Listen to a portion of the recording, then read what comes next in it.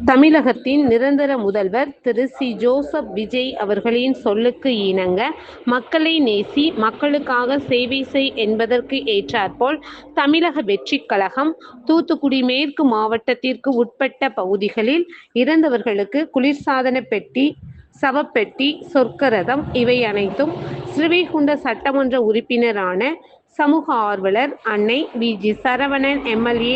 அவர்களின் ஏற்பாட்டில் எந்தவித கட்டணமும் இன்றி சேவையாக வழங்கப்பட்டு வருகிறது. இந்நிலையில், வாழவல்லான் பகுதியைச் சேர்ந்த பெரியசாமி அவர்களின் மகன் பால்பாண்டியன் அவர்கள் 6/7/2026 அன்று உடல்நலக்குறைவு காரணமாக காலமானார்.